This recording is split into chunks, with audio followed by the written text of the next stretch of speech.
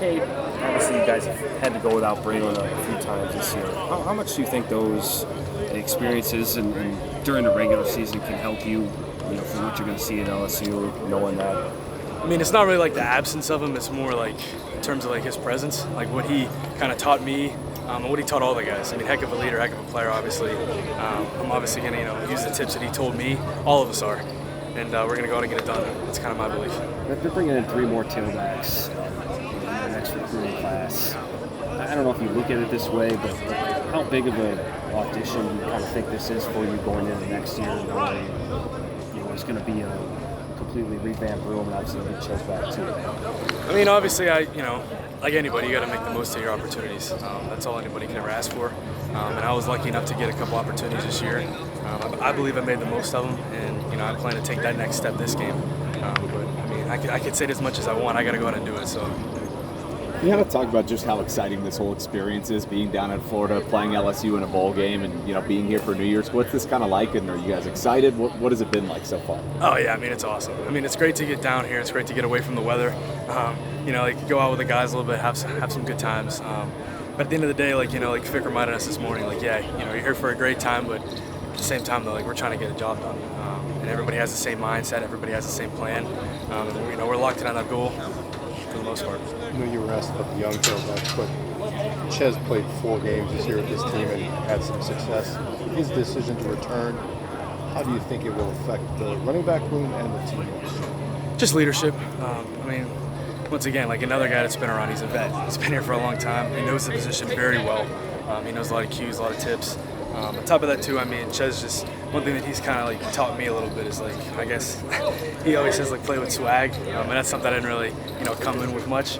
But swag's built with reps, and I feel like over time when it makes a couple plays, you start to get a little swag to you. So. Obviously, LSU has a good defensive line. What do you know about their defense in general, and what are kind of some of your guys' tactics that you might be working on to try to beat them and do as well as you guys can on? I mean, they're fast and athletic. They're a good team, but then again, I feel like we're fast and athletic too.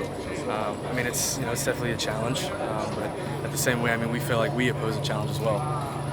We're going to attack them in the run game like we always do. We're going to attack them in the RPO game especially. And like I said, we're just going to play fast. We're just going to play fast, be physical, and leave it all out there.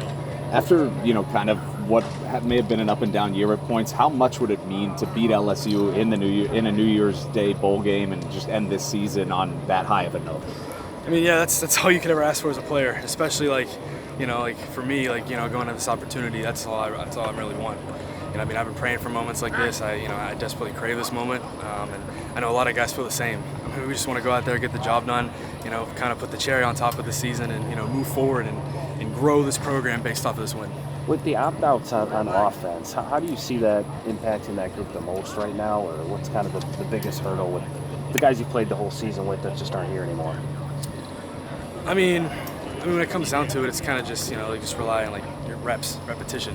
I feel like a lot of guys are confident in themselves and what they do.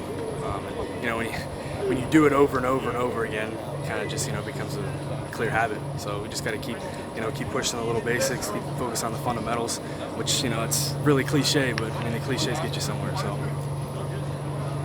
This kind of feels like the end point to what was the start point back in Platteville. Kind of what have you learned about this group since then, and kind of how have things changed? It feels like 5 years ago that happened. It's truly a family. You learn a lot about guys, when you go through things like Platteville, which every day you don't wake up with a smile on your face. But you just learn about each other, and it definitely makes it more of a family thing. And once again, I know it's another cliche, but it's true. When you get up, you do the same things over and over again with the same guys. You really start to form a bond, and it makes you want to play harder just because you love the guy to your left and right. And I know I keep saying it, yeah, it is cliche, but I think that's why this place is special, and that's kind of why I committed here, for that bond. I had that in high school, and I believe I found it here.